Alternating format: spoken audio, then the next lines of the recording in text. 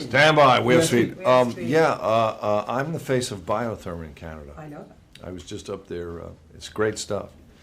That's why I look so young today. I'm actually say. 80. It's working well for you, Chris. No, I know that. What's it like to be the face of something? Well, I use the stuff and I love the stuff, so it's a no-brainer for me. It's a great brand, so it's nothing. They just take some incredible photographs and they give me a lot of it. But I go to Toronto often. In Ontario, we have the Once Upon a Teacup. We want to bring that to Toronto as soon as the time is right. We're still waiting to find the place.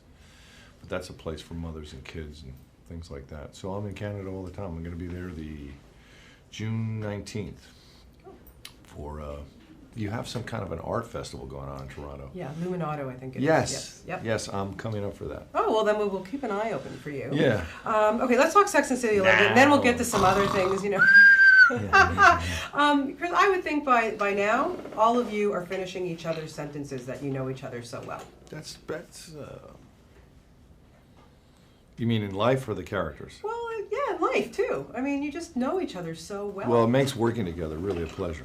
And I would say with Sarah Jessica, we know each other enough so that when we're acting, we can play, and it can be loose and it can be fun and slightly almost improvisational, but it's not.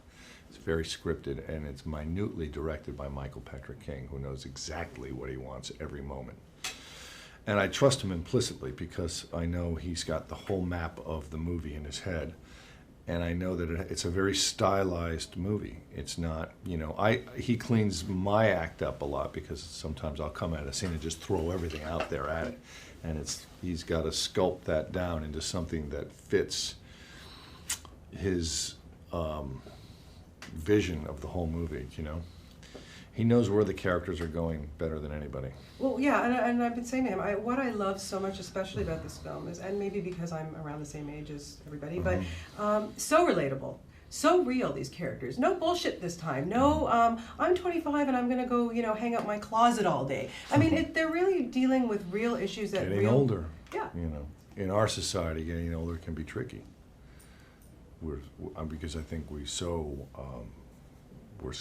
connected to the look of youth and the sparkle of that.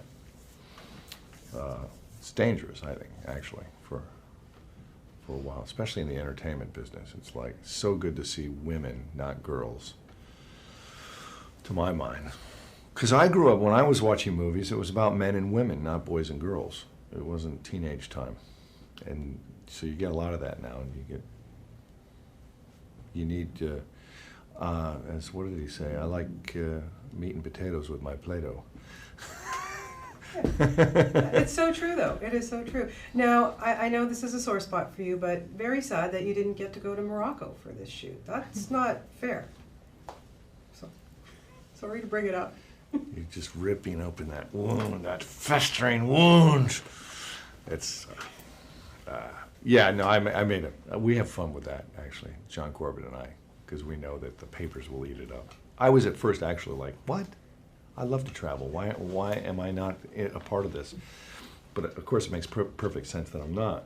And I had my own little journey to go on, which was just as interesting, actually. So, but we love to throw stuff out there, and then the press takes it and makes like we're having a war about it. And I think the magazines have been writing a lot about that, but it's just fun.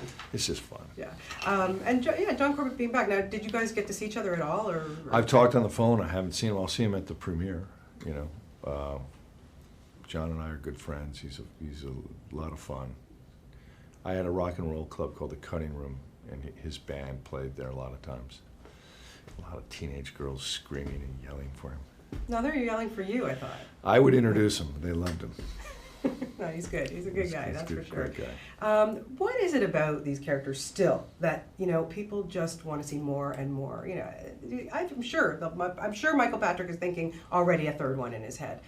It's amazing how it's lived on and how popular, even more popular, it's getting. Yeah, it's great writing, and it has a lot of heart.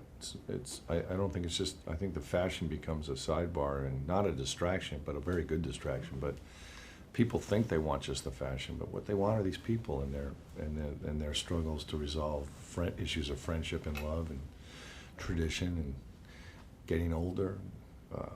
They all have great depth. And really, I mean, essentially, I think people relate to the friendship and the bond of the four girls.